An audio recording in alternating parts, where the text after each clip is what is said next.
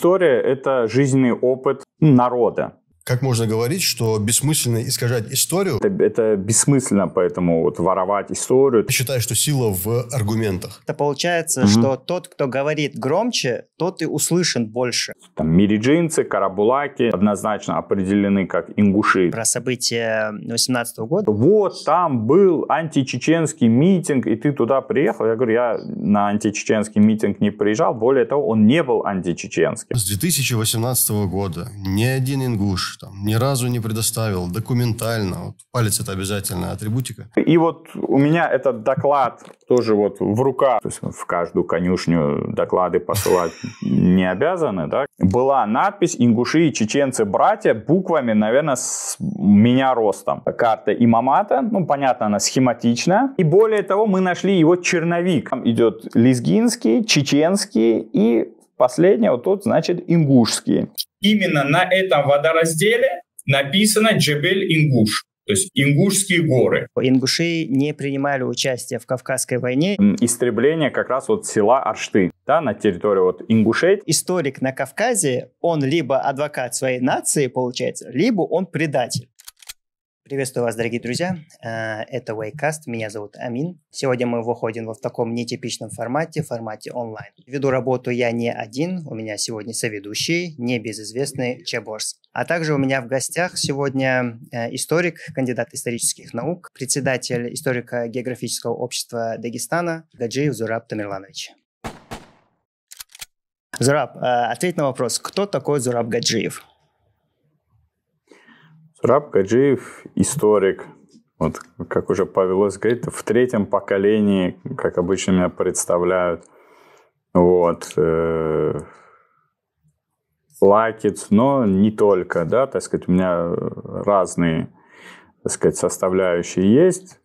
Вот, поэтому я, так сказать, не принадлежу какой-то одной лишь нации и вообще позиционирую себя, да, как кавказский и, значит, мусульманский историк, поскольку я в свое время защищался в Институте востоковедения РАН, и вообще моя работа, как говорится, не локализовывалась только лишь Кавказе, а охватывала значительные пространства, так сказать, исламского мира, и поэтому я, так сказать, я человек мира.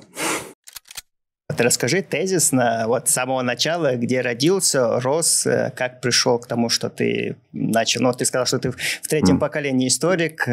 Вот это повлияло ли на твой выбор там, и так далее? Не, ну, родился в Махачкале. Вот. У меня отец был, ну, и есть историк, да, доктор исторических наук, профессор. Вот в прошлом занимал пост генерального директора Национального музея Республики Дагестан.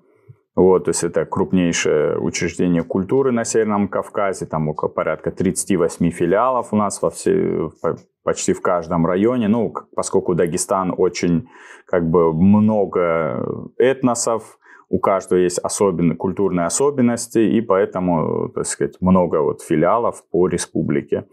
Вот расположены. Дедушка также был доктор, профессор вот, исторических наук, само собой. Вот. И он вот возглавлял в нашей Академии наук отдел досоветской истории. То есть они оба в свое время учились в МГУ, защищались там в Тбилиси и в Москве. То есть у нас как бы научные связи, да, получается, в Москве, в Грузии, как бы давние уже поколенческие. Вот, собственно говоря, меня Зурабом назвали в честь, вот был у дедушки друг, Зураб Анчабадзе, такой, да, историк, и он был также научным руководителем моего отца во время написания кандидатской, и совпало, что тот умер, отец защитился, и я родился, как бы вот почти все в одно и то же время, и, в общем, как бы меня вот так вот в честь тоже абхазского историка, такой тоже известный, да, такого грузино-абхазского вот историка назвали, поэтому и, соответственно, и имя грузинское получается. Такой более, наверное, философский вопрос касаемо вот истории. Вот почему, на твой взгляд, важна историческая правда? На что оно влияет и вот почему нам это нужно и важно знать? Она влияет на все, потому что как бы история – это жизненный опыт народа или страны. Да, вот как у нас есть жизненный опыт определенный, и он только мой, допустим, вот мой жизненный опыт, да, а твой, соответственно, твой.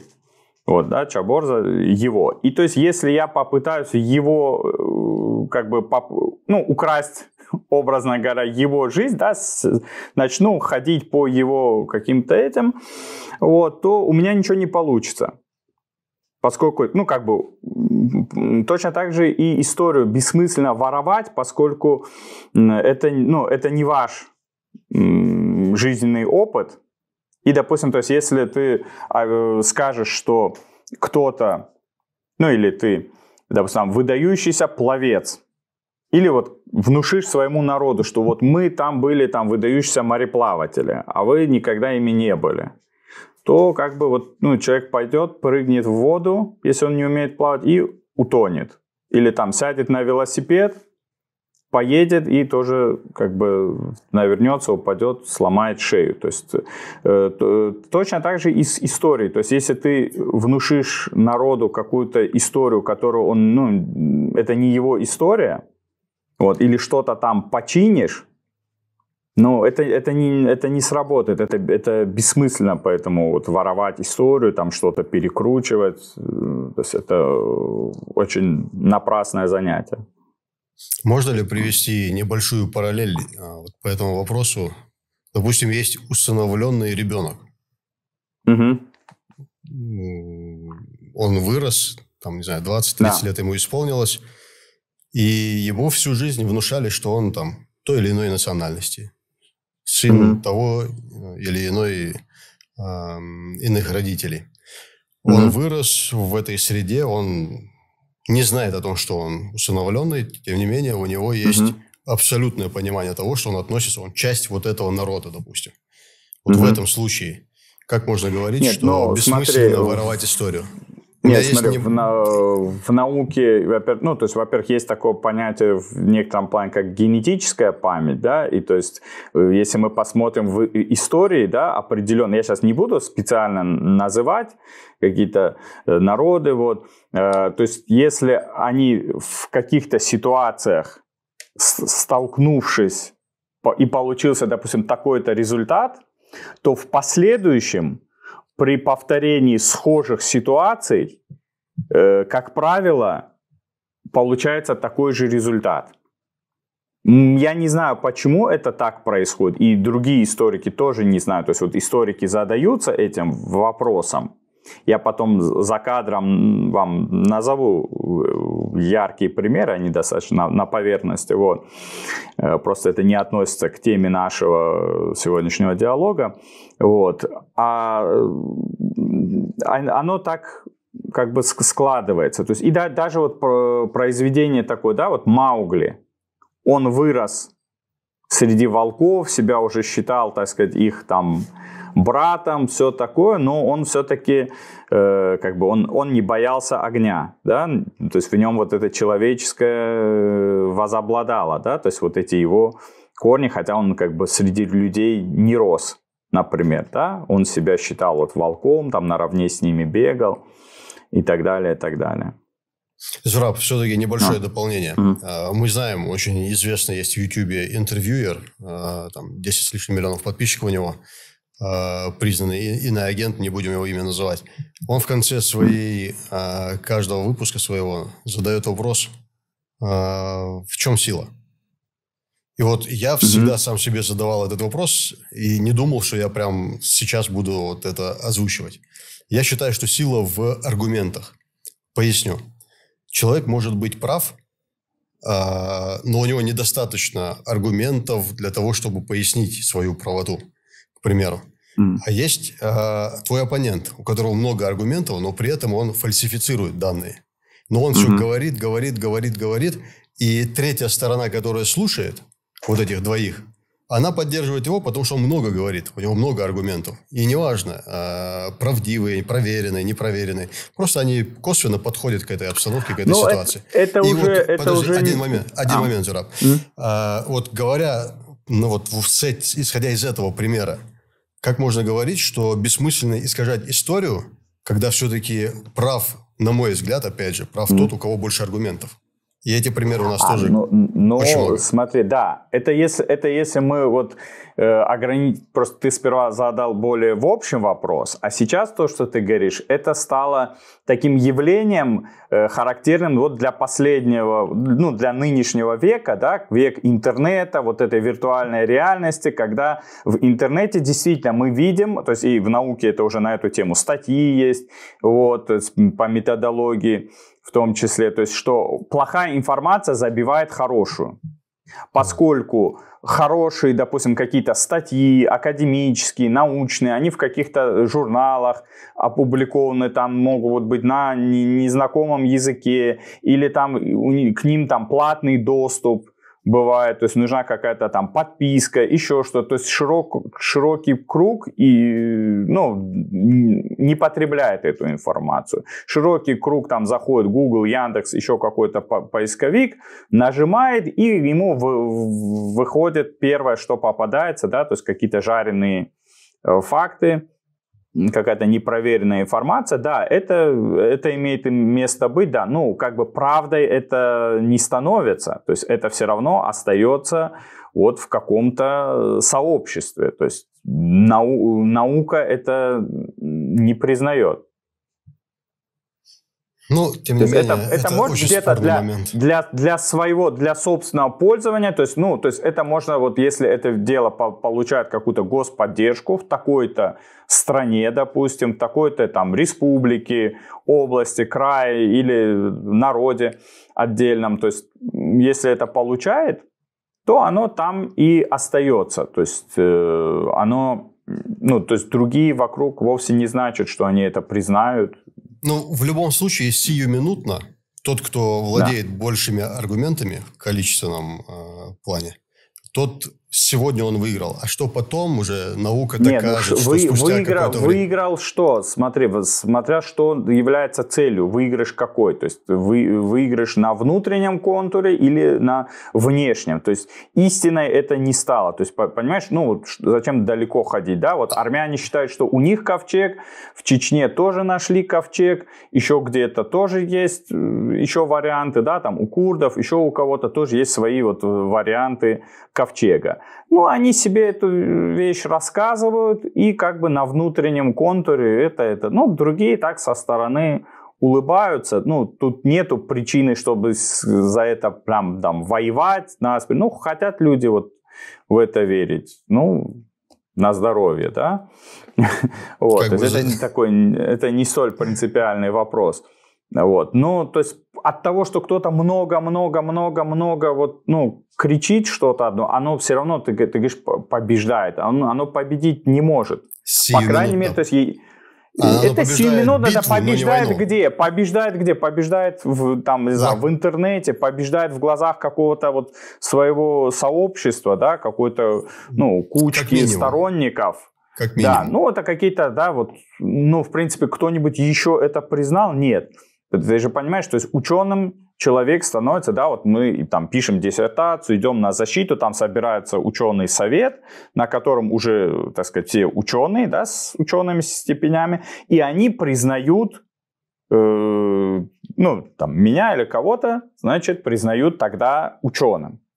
А ты говоришь сейчас про, ну, людей, которые там набрали подписчиков, да, там в телеграм-канале, еще что-то. То есть эти подписчики могут вообще быть без образования какие-то, да, и они в своем канале объявляют кого-то там выдающимся ученым современности.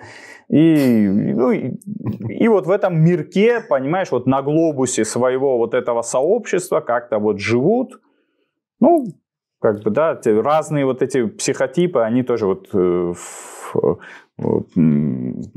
литературе давно описаны тоже, да, вот как бы вот в том же «Маленьком принце» там были планеты там чистолюбца, планеты еще кого-то, да, и то есть там это все фигурировало. Просто, знаешь, Зураб, в целом я понимаю, о чем говоришь ты, о чем говорит Чаборс. Просто получается, что тот, кто говорит громче, тот и услышан больше. И получается, да, именно об этом речь. Ты понимаешь, получается так, что сегодня, да, может быть, это смешно в чьих-то ушах звучит, типа, но тем не менее, эта информация доходит дальше, и какая-то толика этой информации может остаться. То есть, может даже поколение но это не вырасти. наука, да, но это не наука, да, просто мы говорим понятно, про что. То есть это нарратив, просто какой-то нарратив, который остается, да, конечно, вот я же говорю, там вот, ну, зачем далеко ходить, вот, то есть обо мне в интернете можно найти самую причудливую информацию, какую-то вот параллельную вообще биографию, вот, за последние там 5-7 лет сформировалась, но настолько бредовая, настолько не соответствующая действительности, просто ни один факт, что я даже считал, ну, все это время я считал, ну, излишним опускаться до того, чтобы начинать вот каким-то, там, понимаешь, персонажем, там, без лица, без имени, которые вот что-то вбрасывают про меня, да, даже на это отвечать. Магомед Амин, ты готовься. Я в процессе, Зураб прошел, а ты готовься. В продолжение вот нашей вот этой вот философской темы, вот на самом-то деле я думаю, что в первую очередь ты сталкиваешься с тем, что люди, которые начинают изучать историю, преследуют не цель исследования, а скорее цель какого национального самолюбия преследуют. И такое, пока я искал... Это очень так мягко, таких вот гладких, вежливых формах, обтекаемых. И такой, знаешь, вывелся у меня в голове тезис, что историк на Кавказе, он либо адвокат своей нации, получается, либо он предатель. Что ты думаешь насчет этого? Отчасти согласен. Очень часто получается, то есть вот людей ставят перед таким как бы вот выбором. Но вот мне в этом отношении, я же говорю, как-то, может быть, больше повезло. Тут, может быть, нету моей заслуги. Вот. Ну, вот я же говорю, у меня, например, в силу того, что я вот в детстве ездил уже, получается, с 9 лет, да, то есть каждое лето я ездил не только там себе куда-нибудь в селение, да, там, не знаю, Куму, Ахты, куда-то, вот. То есть я ездил в том числе и, например, вот у меня бабушка ну, то есть бабушка немка, да, в Германии, то есть у нее там из деревни родом, получается, у нее там из соседней деревни с дедушкой Трампа. Вот, то есть там один говор, ну все получается, вот. И то есть я на лето ездил туда, на месяц, на 2, вот так. И то есть я вот эти вот наши какие-то кавказские вещи, да, то есть, ну, даже внутри Дагестана, да, у нас разные народы, то есть, да, друг про друга тоже есть какие-то, то есть, ну, прям до вражды это не доходит, но какие-то там рассказывают что-то вот именно в вопросах истории, там, чем-то там мерятся, вот. И то есть мне это, вот эти вот проблемы, они на самом деле казались такими, ну, как бы маленькими и незначительными, из-за которых вот люди там до хрипоты готовы спорить. То есть я вот в каком-то, получается, раннем возрасте куда-то вот вышел и со стороны посмотрел на вот эти проблемы и увидел просто, что ну, мир настолько большой, а мы занимаемся вот этими вопросами, ослабляя просто друг друга. Сколько эмоций, сколько вот этого всего тратится на вот это на самом деле. Я сейчас говорю только чисто вот даже внутри Дагестана, да. А мир гораздо сложнее, то есть тут нету такого, что вот или черное, или белое.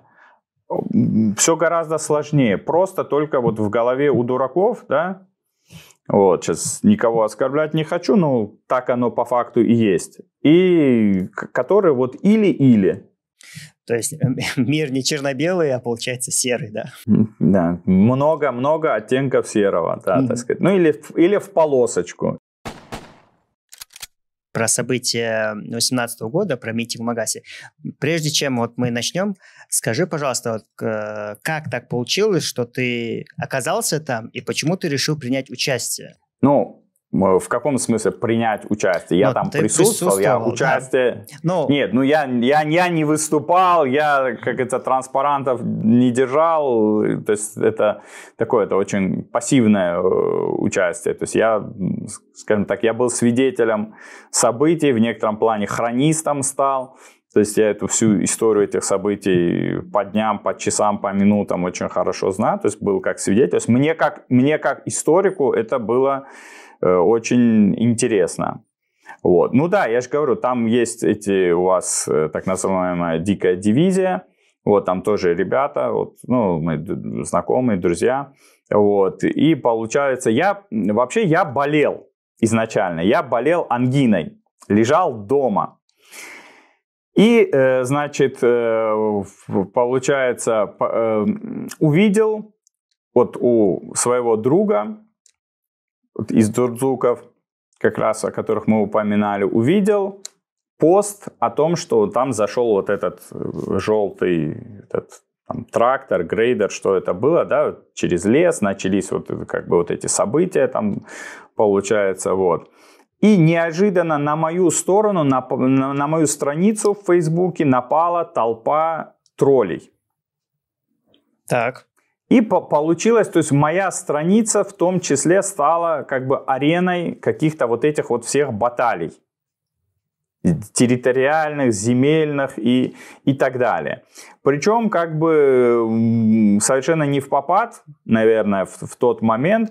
То есть мне стали там по Дагестану еще что-то, в общем, предъявлять тоже какие-то претензии, там какие-то нелепые вещи, там до моря и так далее. Вот. И меня, значит, ну то есть ко мне и ингуши заходили, мои друзья, и, получается, там вот эти вот тролли, там, значит, с какими-то вымышленными именами. В общем, там происходили вот эти споры. Вот. Я болел. С температурой лежал 2 недели. Вот как раз конец августа и половину сентября 2018 года. А потом уже как бы люди начали, то есть градус эмоций повышался, и некоторые люди уже там тоже стали путать берега, и они стали мне как бы в приказном тоне, значит, запрещать появиться в Ингушетии или еще что-то. Ну, как бы, знаете, мне уже очень давно никто ничего не запрещал. Вот, и мне было очень удивительно вот это услышать вот, от каких-то персонажей без лица, без имени, так сказать, толкавших совершенно какие-то неадекватные тезисы. Вот. И получилось, действительно, это совпало. То есть я сказал, как бы, я теперь просто не имею возможности туда не поехать, да, будет. Вот. И действительно получилось, мне друзья из Ингушетии, они сказали, как бы, давай. Один из друзей, он, так сказать, в прошлом, я сейчас не буду называть имя, он был министром, одним из министров в Ингушетии. Вот, он мне звонит, говорит, вот тут нужна твоя консультация, скидывай паспорт, билет, короче, тебе возьмем, прилетай. Он думал, что я в Москве еще. Я действительно перед этим почти 2 года был в Москве. Вот, я там как раз с карачаевцами, с балкарцами как бы дружил, работал, взаимодействовал. Вот. И получается, значит, он мне говорит, приезжай. Я говорю, не надо никаких билетов, не надо ничего, я тут рядом, как бы на Кавказе, как бы завтра сяду, приеду. И действительно я приехал, вот, и как бы пообщался, проконсультировал, все такое, а потом они говорят, у нас тут митинг. Завтра, по-моему, завтра. Вот 1 день до митинга я приехал. То есть я, может быть, приехал еще накануне, но вот на следующий день мы встретились. То есть приехал я под вечер. Вот, мы встретились уже на следующий день, вот, и как бы поговорили, и потом был митинг. Вот. И в тот же день они записали, оно потом выложено было через несколько дней, числа 6, если не ошибаюсь, а записано было раньше, за пару дней, то есть накануне митинга. Вот. Это, там круглый стол небольшой, Изабелла Ивлоева вела. Вот. И получается, значит, и я не очень рвался там как бы выступать, но меня там сбоку посадили, и я там, в принципе, призвал, опять же, как я говорю, то есть к маслиату, к к, так сказать, взаимопониманию. И когда мне кто-то говорит, что вот там был античеченский митинг, и ты туда приехал, я говорю, я на античеченский митинг не приезжал, более того, он не был античеченским. Вот 3 дня, что я там присутствовал, там на строящемся здании была надпись «Ингуши и чеченцы братья» буквами, наверное, с меня ростом. Вот. То есть, ну, буквы были, я же говорю, там от 1,80 м или 2 метра, вот такими большими буквами. И вот все дни, пока я там присутствовал, там была вот такая надпись. И, то есть, митинг, люди выходили как бы в поддержку этих депутатов. И как бы, ну, то есть, еще антиевкуровским, еще как бы можно было бы его, ну, тоже с натяжкой называть. Вот. Но как бы каких-то античеченских идей, лозунгов, каких-то выражений, ну вот я те дни, что там присутствовал, я не слышал.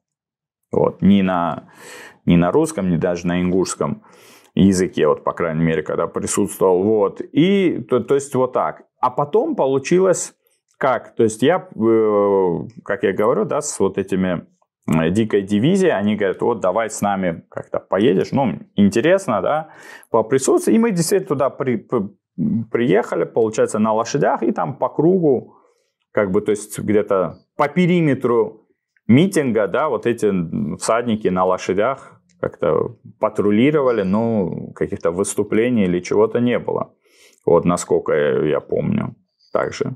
Вот. А потом получилось, то есть меня сфотографировали там, черкесские, я не знаю, какого СМИ фотографы, представители, то есть, ну, как-то, видимо, там им показался заметно выглядящим, вот, и они запостили, ну, условно, там тогда еще там BBC или что, кто-то там работали, вот, то есть из толпы как-то выделяясь, сфотографировали, запостили, а потом из вот обилия этих фотографий мою фотографию выложили на таком ресурсе, телеграм-канале «Спросите у Расула» есть, да, как бы известный на Северном Кавказе. Вот, а его, скажем так, администратор, да, вот, собственно говоря, этот Расул, он примерно мой ровесник, наверное, получается, он меня просто лично знает. Я его очень давно не видел, лет 15, но он меня вживую, как бы я для него узнаваемое лицо, и он меня просто, он увидел и запостил отдельно у себя, что вот там типа дагестанцы на митинге. И все, у этих троллей там случилось затмение.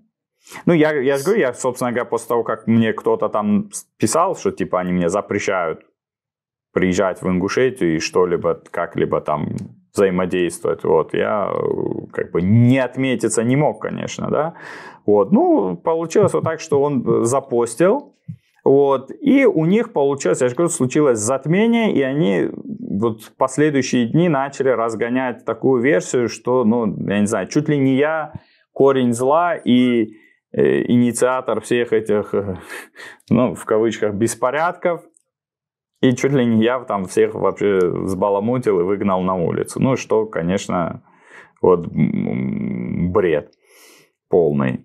Вот. А по факту, как раз-таки они, вот эти вот, я же говорю, вот эта фабрика троллей, вот, там я полагаю, что там люди могут быть и разных национальностей, которые просто за деньги свою вот эту вот работу отрабатывали, они попросту, как бы спасая положение, поскольку там уже, да, как мы знаем, после определенного момента там уже пошли в ход бутылки, табуретки, там стрельба была в воздух и так далее, да, то есть охрана Евкурова открывала стрельбу поверх голов, вот, и то есть был такой напряженный момент, и то есть если бы, ну, как-то все это вышло из какого-то контролируемого порядка, да, и там люди бы куда-то ворвались, куда-то бы, как говорится, вот толпа поперла, то, ну, могло все перевернуться, и тогда бы,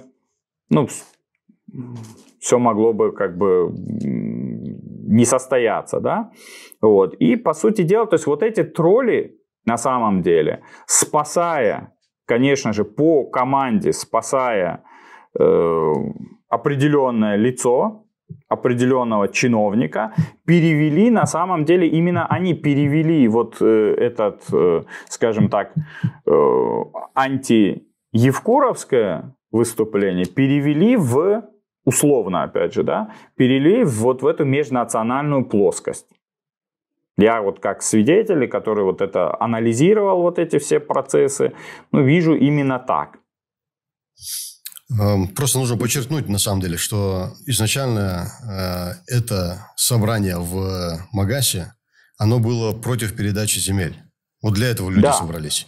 Спустя какое-то время там началась уже отставка действующего главы, потом уже необходимость дать возможность выбирать главу, дать возможность прямых выборов. И так далее и тому подобное. Да. Там нигде эти не звучало ничего. Только с вечера стали появляться. Там не было ни одного слова против братских отношений с кем-либо.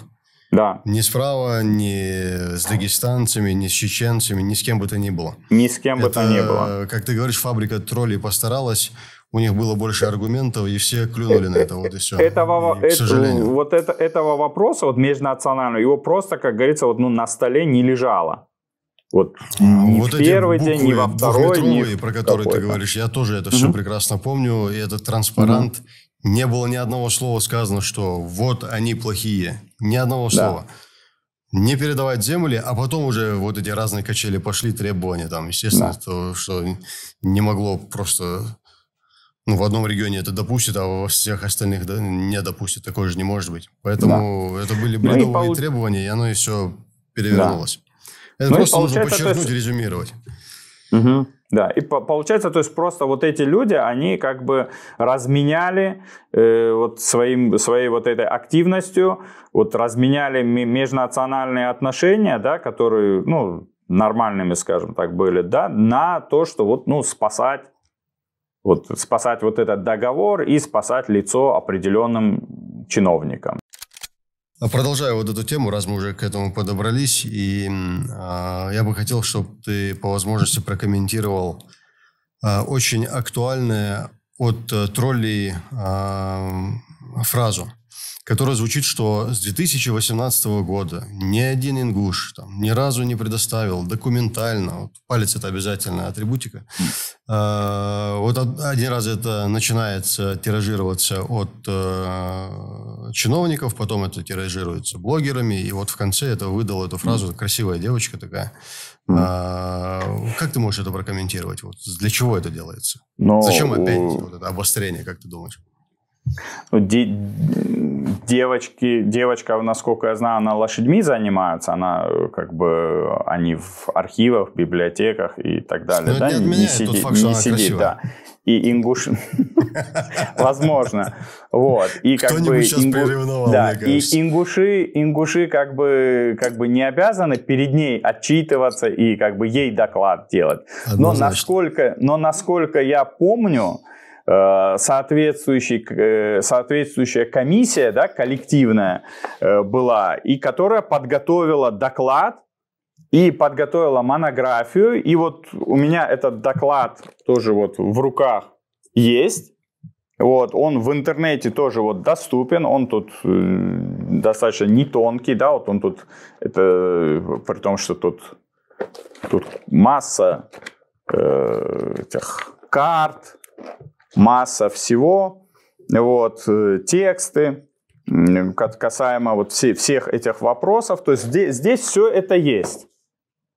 Был публично проведен доклад, так сказать, на, скажем так, на площадке Совета тейпов, да, ну, там и Матиева выступала, Асхаб Гойгов, представители духовенства тоже были, да, муфтията, которые свое, так сказать, некое резюме по этому поводу, да, делали и приглашали соответствующую сторону рассмотреть, да, то есть, ну, понятно, в нынешних ситуациях они напрямую на шариатский суд не могли вызвать, мы это все понимаем, да, то есть им бы какой-то там, ну, могли бы проблемы у них возникнуть, да, с существующим законодательством. Ну, в принципе, то есть вот это коллектив, да, скажем так, духовных лиц Ингушетии, они свое резюме на основе этого тоже сделали. И доклад был в тот же день отправлен, как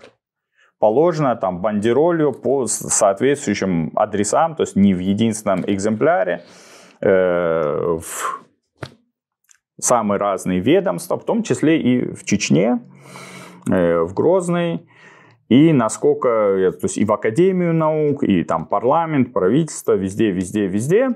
И, в общем, они, насколько я помню, несколько месяцев что-то об этом думали, и потом, значит, через 4 месяца где-то тогдашний спикер парламента выступил и сказал, что он отнес это, значит, в отхожее место.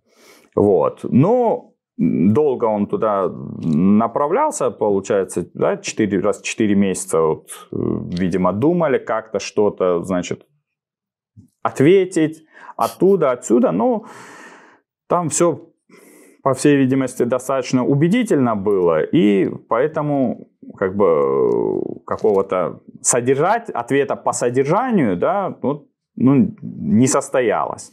Ну, возможно, да, до девочки, то есть вот, упомянутой девочки экземпляр, наверное, никто не посылал, да, сколько ей там лет было в то время, там 20 лет, да.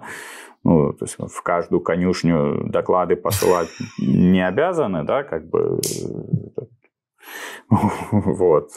Ну, это уже не совета тейпов проблема. Вот.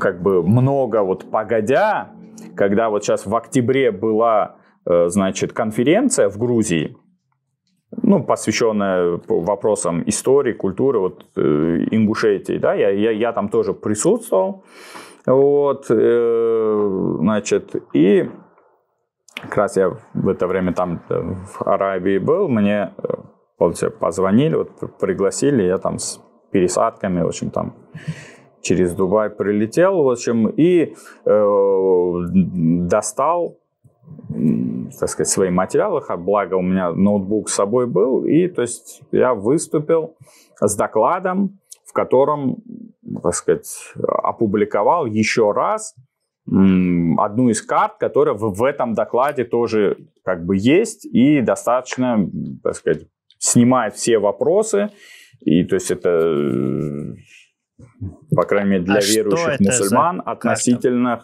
вопросов. Сейчас, значит, тут у меня реквизит. Вот, значит, вот у меня, значит, вот этот сборник, да.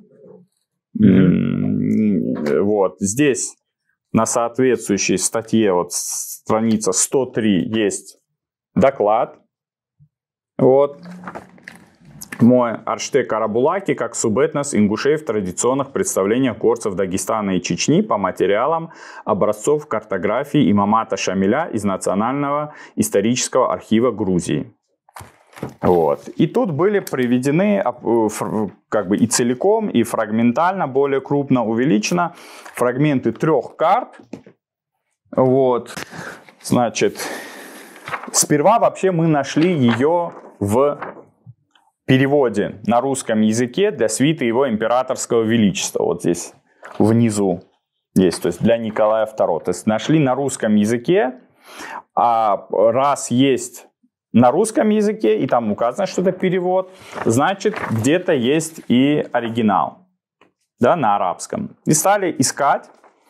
Искали в одной, короче, грузинской книге, очень давно изданной, сборники документов, посвященных Кавказской войне в 50-е годы, когда вот, ну, как раз у вас период депортации, и вообще как бы были гонения на, так сказать, фигуру Шамиля, то есть он был под запретом, то есть про него можно было только плохо писать. Вот вышел такой сборник «Шамиль, ставленник султанской Турции и английских колонизаторов».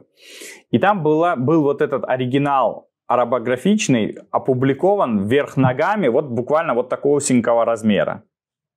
Ничего там прочесть, увидеть ничего невозможно.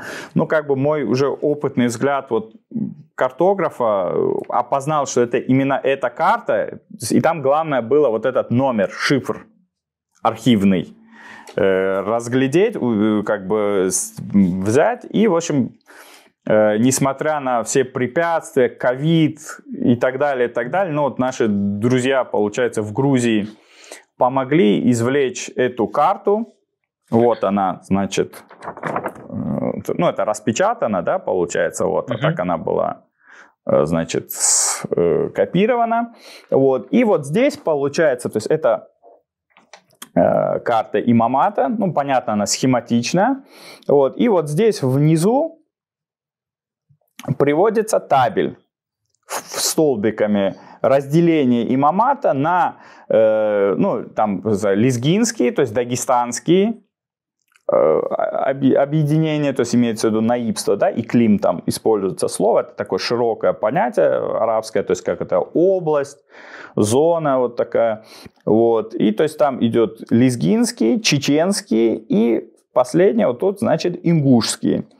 И там, то есть все вот эти мириджи, карабулаки, там ингур, галгай, все эти вещи подписаны как ингушские именно. И более того, именно на том месте, где граница шла вот до вот этого злополучного соглашения, да, именно на этом отрезке, на водоразделе между Фортангой и туда Гихи, да, течет притоки, именно на этом водоразделе написано Джебель-Ингуш, то есть Ингушские горы.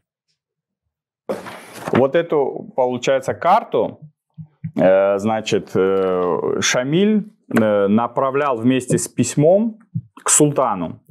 Это прибыл, значит, когда началась так называемая Крымская война, очередная русско-турецкая, то есть с турецкой стороны был направлен к Шамилю офицер месхетинского происхождения, вот, из Ахалцыха родом, который, значит, пробрался под видом, ну, бродяги, дервиша такого, в общем, он через Грузию, Азербайджан, в общем, в Дагестан, и пробыл 2 недели там, значит, у него введено.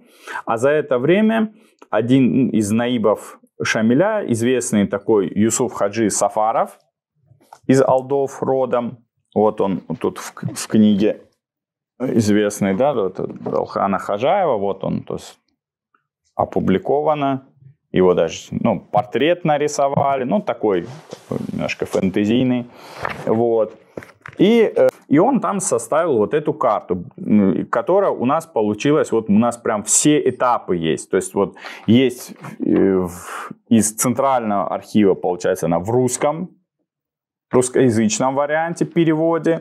Есть из грузинского архива в арабографичном варианте, причем вот мы как раз вот сидели, переводили с одним ингушским имамом, вот, который именно в Египте учился в свое время, причем как раз он по происхождению, так сказать, арсхоевец, вот, и мы сидели, переводили ее, ему очень интересно, он говорит, сразу видны эти, ну, характерные ошибки. Ну, то есть это не ошибки с точки зрения вот, ну, как бы как классического арабского, ну, вот такие, как в Египте бывают. И более того, мы нашли его черновик. Это вообще как бы за гранью реальности. В Дагестане в рукописном фонде вот, научного центра нашего, да, вот бывший институт этнологии, истории археологии, вот. Значит, там нашли черновик этой карты и письма, то есть там получается с одной стороны, то есть тут мы видим, она разукрашена, а там такой черновой набросок, она наполовину нарисована, но видно, что это она. И с одной стороны вот эта карта, а с другой стороны какому-то паше, ну не какому-то там имя указано, вот, значит, ну так чуть криво, имеется в виду так наискосок, как бы набросок письма. На этом же листе с тем же годом датировано, в общем, то есть того же времени, того же года, то есть нет сомнений, что это, то есть, видимо, у него был какой-то образец, с которого он вот по мере надобности делал вот эти вот наброски. Вот. И там, то есть, однозначно показано, да, то есть, во-первых, кто считаются ингушами, да, то есть, там, мириджинцы, карабулаки однозначно определены как ингуши, да, и мы не можем подозревать ни этого чеченского наиба, ни Шамиля в какой-либо ангажированности ингушами, да. Ну, тем более, так сказать, в письме султану, то есть султану тоже как бы там мы вообще все на одно лицо были, да, так сказать, там, разница между ингушом там, и лезгином не очевидна, да, была, так сказать, в глазах султана. Вот, то есть вот такие вот факты имеются налицо. Как я вначале говорил, то есть вот я не за кого-то или против кого-то, я вот на основе источников, документов занимал определенную научно обоснованную позицию. Если у кого-то есть более весомые аргументы, документы, кроме Бамутского лесхоза, вот, то как бы пусть покажут. Если они более весомые, я готов отказаться от своей позиции, да, если как бы меня убедят те документы. Вот. Только лишь научный вот, критерий объективности у меня присутствует. Тем более, что я свою вот эту неангажированность какой-то национальной, да, в ту или в иную сторону доказал еще в 2019 году, поскольку как бы после этих ингушских событий там был еще вопрос определения границ в Дагестане. Вот. И, получается, меня пригласили туда, общественники, журналисты, все такое, там провели круглый стол. Нас там несколько человек взяли, то есть мы встречались с нашим председателем парламента, значит, нас ввели в эту комиссию, отправили ездить вдоль всех границ, но там было, это, честно говоря, это даже физически было тяжеловато, поскольку мы там в 11 часов вечера приезжали, в 7 утра выезжали, в 11 часов вечера приезжали, это был конец февраля, начало марта, то есть холодно. И у нас граница очень длинная, там, по-моему, 850 километров получается вот вся эта граница, да. Вот, то есть все эти районы там изъездить, это было тяжело. В общем, я единственный, который выдержал, не пропустил ни один день, все границы, все районы объездил, в том числе и Кизляр. И где был вот этот вот пресловутый потом летом поставлен знак, вот, которая вызвала вот эту всю эту там бучу, так сказать, с обеих сторон. Вот. И когда, и который потом снесли, поставили, вот это вот все.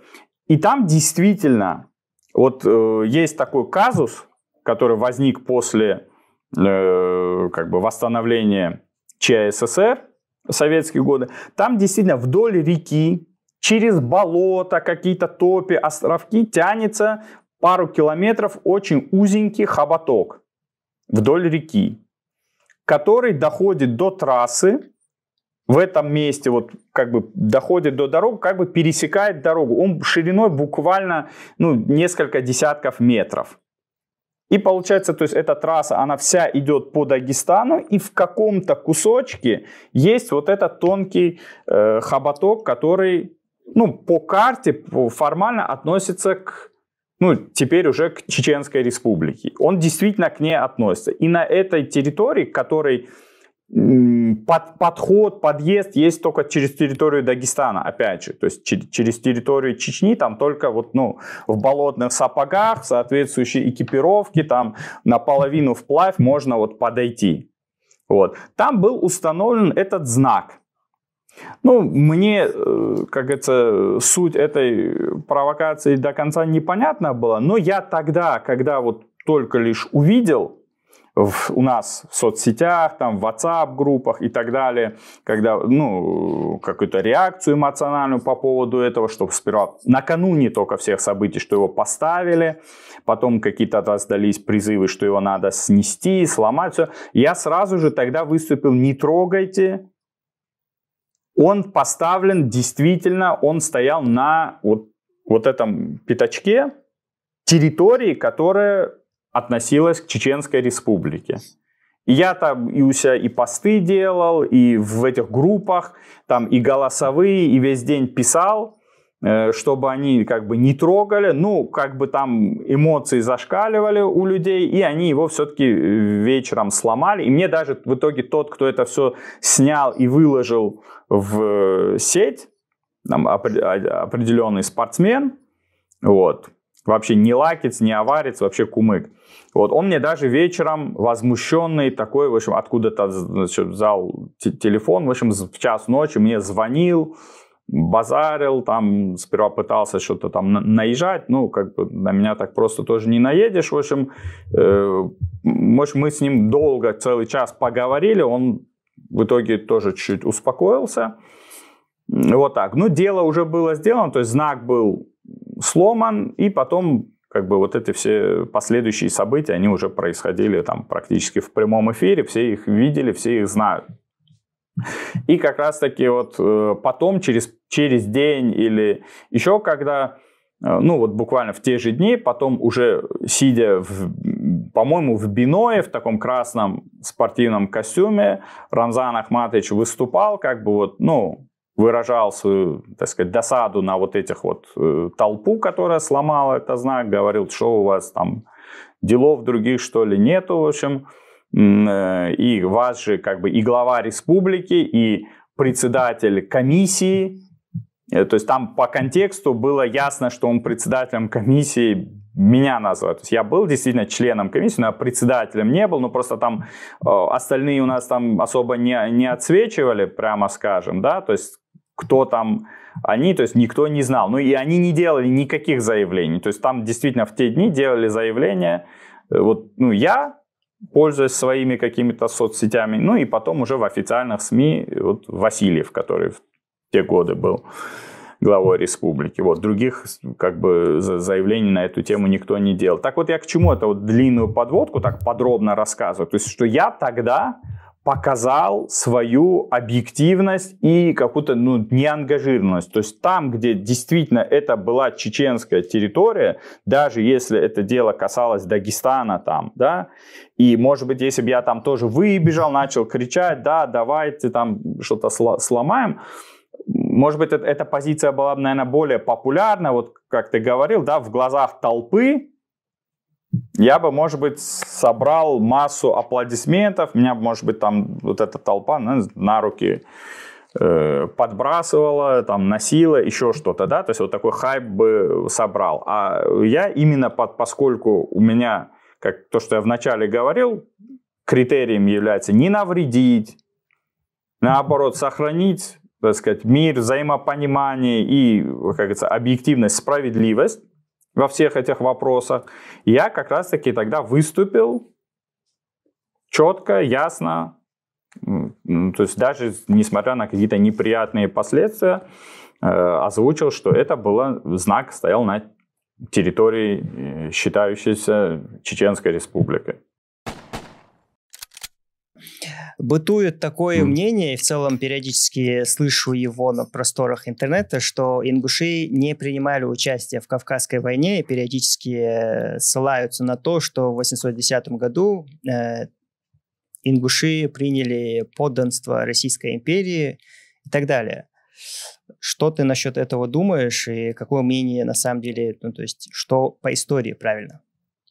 Ну, в 810 году Кавказская она еще, так сказать, только, так сказать, набирала обороты, разгоралась, да, то есть еще, так сказать, кто воевал, кто не воевал. То есть вот до Ермолова, если честно, еще были какие-то надежды, что, ну, в общем, все может обойтись, скажем так, малой кровью, да, то есть ну, какие-то общества, какие-то владения, да, феодальные, то есть какие-то племена, им удавалось, как казалось им, да, договориться. Вот. И, ну, в общем, как-то будут сосуществовать. Но потом, как известно, да, после, так сказать, назначения Ермолова, он, так сказать, перешел к такой тотальной войне, уже не гнушаясь никакими методами, никакими средствами. И вот, ну, просто вот как бы удобно, выгодно, нужно империи. И, в общем, вижу цель, не вижу препятствий, как говорится. Вот. И, то есть, повел войну на уничтожение с теми обществами, народами и так далее, да, с кем вот, ну, кто сопротивляется. И, то есть, вначале они были разрознены, и по отдельности он их все как бы победил. Ну, кроме самых высокогорных, до которых еще дорогу не знали, он это все как бы подчинил. Но, получается, к 825 году, когда все, по крайней мере, какие-то феодальные владения или отдельные общества были так или иначе покорены, уже теперь и сам Ермолов начал уже вторгаться, то есть он написал там молитву за царя, то есть это вмешательство в хутбу, да, получается, вот, там, в 21-22 году он целую серию мероприятий, именно покушающихся на религию, произвел, да, то есть там запрет шариатских судов в Кабарде, введение вот этой молитвы за царя по пятницам, вот. Он сам автор, он взял эту православную молитву, которая читается при восшествии царя на престол, там чуть-чуть некоторые слова заменил и, в общем, потребовал, чтобы в хутбе их упоминали. Вот. И запретил в хадж ездить без его личной подписи. То есть документ нужно было у него персонально получать. Ну, кто из горцев мог вот так приехать и лично от Ермолова получить документ? Ну, это там, ну, очень там, на пальцах одной руки. Я не знаю, там Шамхал Тарковский, еще, может быть, какие-то там еще несколько князей, там 2-3, там, не знаю, в Азербайджане, там, может, в Кабарде кто-нибудь 1-2, вот, ну и все. Вот, то есть, по сути дела, это был как бы запрет хаджа, вмешательство в хутбу и так далее. И как бы у горцев, ну, пошли вот уже, как бы стало приходить осознание, это уже время, когда начинает свою деятельность вот имам Гази Мухаммад. Вот, и таким как бы ну, вот моментом, когда вот то, что триггернуло, это было вот истребление как раз вот села Аршты, да, на территории вот Ингушетии, то есть это генерал Греков, вот из Грозной, он, в общем, там при участии милиции, вот, он туда подошел, и то есть первый поход на Аршты не удался, поскольку кто-то узнал, в общем, там описывается, что на Назранском рынке кто-то прослышал про, в общем, этот поход и прибежал туда в горы раньше войск и как бы сообщил вот войскам, то есть войскам сообщил вот этим жителям местным, и они успели, в общем, там повалили деревья, позвали людей из соседних других сел и, в общем, забаррикадировались и как бы уже встречали войска наготове. И, в общем, он подошел, посмотрел, понял, что штурмовать вот это все завалы в зимних условиях, это все тяжело, и ушел. Сделал вид, как будто уходит. И на несколько дней ушел. Горцы как бы чуть-чуть расслабились, а он через неделю снова вернулся, даже меньше недели, по-моему, ну, дней 5, не больше, вот, по другой дороге, которую ему как раз вот кто-то из этих милиционеров показал в обход. И около 2 часов ночи на спящее вот это село, когда там было ни помощников, никого вот с других сел поддержки не было, напал на село и как бы полностью было оно истреблено. И там в последней башне укрывалось несколько человек, и он, в общем, туда заложили у основания, в общем, эти мешки с порохом, взорвали, получается, как бы вот косяк башни и как бы все, что внутри было, вот эти перекрытия, в общем, башня обрушилась, и там вот получается вот где-то с десяток человек, там из них там половина женщины, там половина мужчины, в общем, все погибли, и там, в общем, еще там описывается в истории, что вот там, в общем, девочка лет 12 тоже там, в общем, как бы, в общем, там они почему-то очень любили описывать потом, когда кто-то мертвый лежит, там какие-то там юноша или девочка, вот этих вот описаний мертвых детей, они как бы там часто встречаются в разных источниках. Вот. И как бы вот это трагическое событие, она как-то вот истребление вот этого села, она описывает, что как бы почти никто не спасся. Ну, потому что там было, это было начало февраля, и там мороз был больше 10 градусов. Там где-то 12 или сколько-то, вот, очень большой мороз был. Вот, то есть они по сугробам пробирались туда, то есть, ну, понятно, в таких, это даже если кто проснулся, куда-то выскочил, шансов в лесу выжить, ну, тоже не очень много, да, то есть там от переохлаждения умрешь или от чего-то, то есть выживших практически не было. Вот, и после этого как бы происходит уже по линии не каких-то политических деятелей, князей или кого-то, а уже по линии вот духовных лиц от Кабарды до Дагестана. Вот это вот происходят сношения и встречаются в Чечне, там в Майртупе, и как бы съезд происходит. Вот туда Греков тоже отправляется с отрядом, но не успевает как бы вот захватить. И на обратном пути возвращается, только он там 3 ингушей ловит, значит, там один Цычоев и еще двое, кто-то сейчас не помню. Вот. И, в общем, он их там жестоким образом казнит, там в Назране, в Грозном, там, в общем, там с них там чуть ли не кожу содрали или еще что-то, в общем, как бы там таким жестоким образом их, в общем, показательно казнит. Вот. И как бы после этого начинаются вот эти все сопротивления по нарастающей. Вот. Там сперва, получается, в 20-е годы этот Бейбулат действует. Ну, в середине 20-х годов, потом он уезжает. Вот. Потом он умирает. Вот. Потом, получается, имам Гази Мухаммад вот совершает поход в сторону Владикавказа, то есть там описывается, что он когда как бы мимо Назрани проходил, то есть все как бы, ну, народ его в принципе поддержал, даже верхнее общество, да, там вплоть до там Цори, Галгай оттуда, то есть, ну, там на подступах к Владикавказу его контузило ядром, рядом с ним разорвалось ядро, его, так сказать, ну, в него не попало, но его как бы взрывной волной отбросило, то есть он слетел с лошади и травмировался, в общем, там спину, и, в общем, пришлось возвращаться. Имам Гамзатбек, он более внутренне там в Дагестане действовал. А Шамиль, получается, вот после Ахульго уже и вот с 40-х годов он уже снова, так сказать, поднимает вот этот флаг войны и распространяет вот это влияние, в том числе и в Ингушетию. И там мы видим как бы очень активное, горячее участие. То есть, например, царинцы встретили, он туда в 40-м году не дошел, но они вот передовые его отряды, да, авангард, они встретили, там быков порезали, баранов, как бы встречали, они ждали, что Шамиль придет. А на равнине отправился этот Ахбердил Мухаммад и помог большому количеству ингушей, вот назрановских именно, да, то есть с равнины,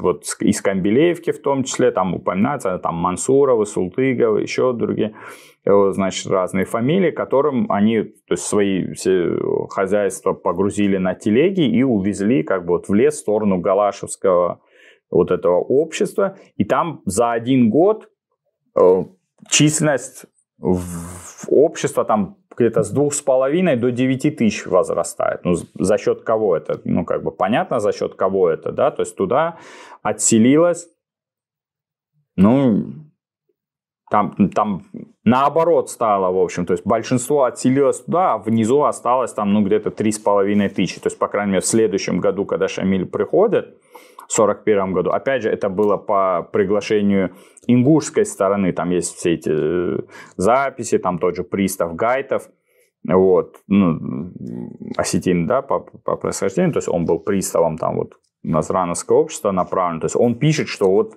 типа, тут все наэлектризовано, они все тут готовы предаться Шамилю, надо там срочно что-то, как бы, принимать меры, все такое, вот. И, то есть, там оставалось где-то 1003. Ну, а как бы мы еще в 2010 году видим, что там было гораздо больше людей, населения. То есть, куда они делись? Вот они все, они есть вот те, от которых это Галашевское общество вдруг распухло в 3 раза. То есть они ушли в лес, и то есть вот на протяжении 40-х годов ингуши как бы в полный рост участвовали и как бы входили вот эти западные наибства, вот, то есть там в Галашках и в других местах, и то есть через них как раз вот этот Ахбердил Мухаммад туда активно действовал, и он же и умер в Цоре, собственно говоря, да, то есть он собрал вот эти отряды, пошел, то есть был поход вот в Хивсуретию, да, на Шатили, вот, они не взяли, но заключили договор, и на обратном пути кто-то ему, значит, выстрелил в спину, когда они уже уезжали. Ну, там есть определенные люди, которых подозревали, вот, и, так сказать, они в итоге понесли наказание, вот, а Ахбердил Мухаммада его доставили в Цоре, и он там где-то неделю, ну, так сказать, боролись за жизнь, но он в итоге все-таки умер, и его отвезли, похоронен в Шатое. Вот. А так он вот как бы из Хунзаха родом, вот этот был мудир. Вот. И, то есть, вот, и потом мы уже видим, что ингуши однозначно уже как мусульмане себя позиционируют, то есть после этого уже там, ну, только очень немногочисленные какие-то на краю села оставались не исламизированы, и на протяжении 40-х годов они как бы, как я сказал, в полный рост участвовали. И более того, даже вот свой последний поход, да, вот в 1958 году Шамиль совершил именно вот, так сказать, в направлении Назрани по приглашению, вот, в связи с назрановским вот этим возмущением, так называемым, назрановским восстанием в 1958 году, в мае. Вот, и, получается, первый поход совершил, потом ему сообщили, что у него вот этот сын старший умер, Джамалудин, вот, умер, вот, он вернулся, значит, там совершил соответствующие обряды и пошел в повторный поход, но там уже как бы кто-то донес о его планах уже, получается, российской военной администрации, и они как бы просто уже на пристрельном месте держали вот эту свою артиллерию, войска, и когда, получается, они вот из Галашек перевалили вот этот вот хребет и как бы стали спускаться по дороге конница, то есть большой урон его коннице нанесли именно вот картечным огнем, то есть вот уже знали, откуда они пойдут. Вот. Ну, мы точно не знаем, кто это донес, но, по крайней мере, вот, который ближайший к тем местам наиб, так сказать, злополучно известный, да, этот, ну, как этот Евдокимов Саибдулой называл, вот, да, вот, Успанов, Османов, там по-разному, да, пишут, вот, он как бы в итоге уже через полгода он действовал уже в составе русских войск, по-моему, там в чине майора, как раз-таки продолжал опустошать, как раз вот набирал войска и действовал как бы навстречу Евдокимову по как раз, ну, территория, это нынешний Сунжинский район, да, вот эти вверх по Фортанге, вверх туда в сторону Акинского общества, в сторону Мириджинского общества, вверх туда по Галашевского и так далее, то есть навстречу, то есть, ну, скорее всего, он и рассказал о планах. Вот как ты считаешь, мир на Кавказе утопия или все-таки реальность? На этот вопрос я с удовольствием отвечу. Конечно, это не утопия, это реальность. Вот, как раз-таки, вот если мы разложим по полочкам, да, вот, как говорится, вот правдивую правду вот, истории, да, вот у каждого народа без вот этих всяких там претензий, аннексий и чего-то подобного, да, вот как бы если каждый будет носиться не со своей какой-то, да, вот карта восторга, я это называю, да, вот у каждого народа есть какая-то своя карта восторга, там все хотят вот, знаешь, там от моря до моря, там неважно какого, да, вот просто вот от моря до моря, да, и вот каждый там рисует, и там залазит активно, там еще по периметру, да, вот как бы вот это какая-то такая национальная жадность, да, вот как это, как, ну, известно, да, там история, анекдот, да, там в падении еще кидает шапку, да, а вон там я посажу помидоры, да, там, или еще что-то, да, то есть больше, чем можем унести, да, то есть все мы знаем вот эту там карту, там, Армении при Тигране Великом, карту, там, Грузии при Тамаре, карту, там, еще, вот, там, сейчас я даже не буду говорить, сейчас рисуют такие карты, которые вообще неизвестно, при ком они были, да, вот. Вот, то есть, если от вот таких вот вещей отойти, да, там, если не делать там претензий, там, даже там со стороны Дагестана на пол Азербайджана, со стороны Азербайджана на пол Дагестана, да, там, как правило, это вот вещи, они зеркальные бывают, то есть, один кто-то начинает, и потом другие начинают, нам в ответ надо, да, и вот начинают друг друга зеркалить.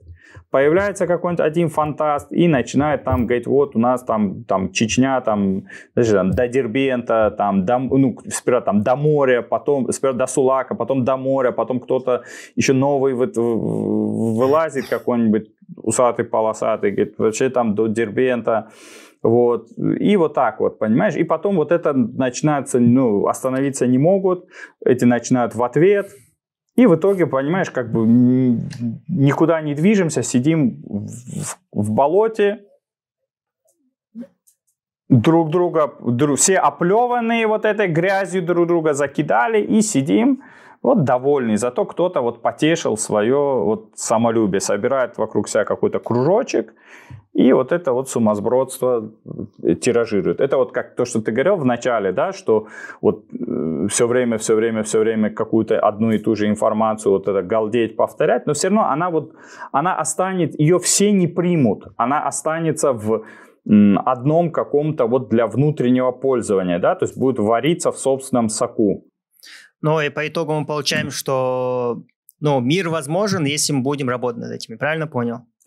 Мир возможен, если этим будут заниматься соответствующие как бы квалифицированные кадры, понимаешь? То есть должны ученые, историки с соответствующей базой общаться, вести диалог, да, а не вот таким на улично-коридорном уровне, да, в каких-то пабликах и там по числу лайков, вот как ты говорил, да, то есть просто перекрикивать, да, у кого горло больше, кто больше соберет. У кого больше аргументов за Но это не аргументы, понимаешь, это не аргументы, это лайк, у кого-то больше подписчиков, у кого-то больше лайков, у кого-то больше там троллей там или еще чего-то там накруток и так далее. То есть просто должны этими вопросами заниматься квалифицированные люди. То, как говорится, то, к чему мы, собственно говоря, призывали и призываем.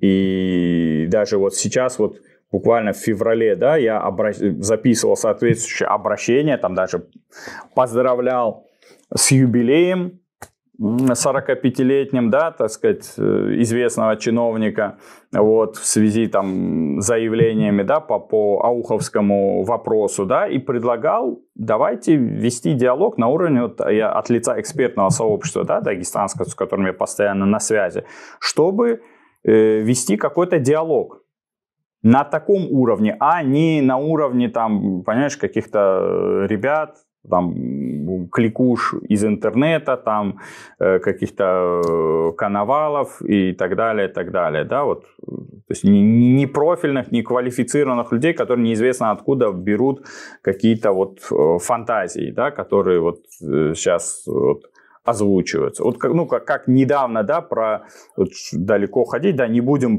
то есть не замечать слона в комнате, вот, да, недавно вот раскачали, да, про якобы снесенную мечеть, которая на самом деле была магазином, потом ее аварцы преобразовали в молельную комнату, тамошние, живущие в селе, преобразовали там несколько лет, а сейчас рядом на прилегающей территории там построена большущая мечеть, уже крышу накрывает, вот, ну, как я выяснял, Вот. И, то есть, никакой, то есть, это на ровном месте создали вот такой вот шум, гам в интернете, просто вот... Ну, понятно, там, потому что присутствуют какие-то заинтересованные стороны, чтобы Кавказ у нас не был спокойным. Да, просто это нужно было какой-то вот на Кавказе сделать вот это вот баработаж, вот зачем-то пробиваются к муфтию, как будто муфтий административными вопросами вообще ведает, то есть это не по адресу, да, это...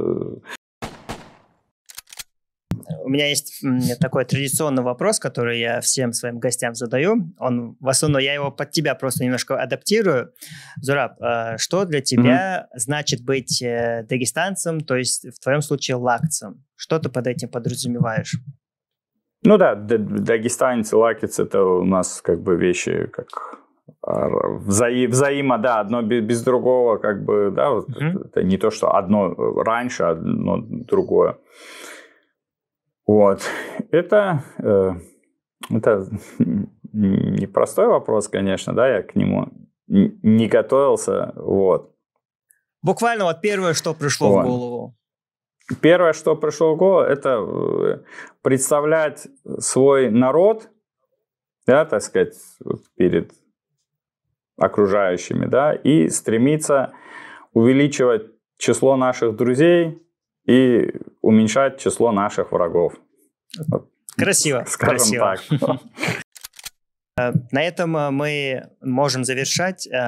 Зураб, спасибо тебе большое, что пришел, уделил время. Спасибо тебе, Чабош, что тоже поучаствовал. Благодарю за приглашение. Увидимся тогда в следующих выпусках. Спасибо вам большое за просмотр. Пока.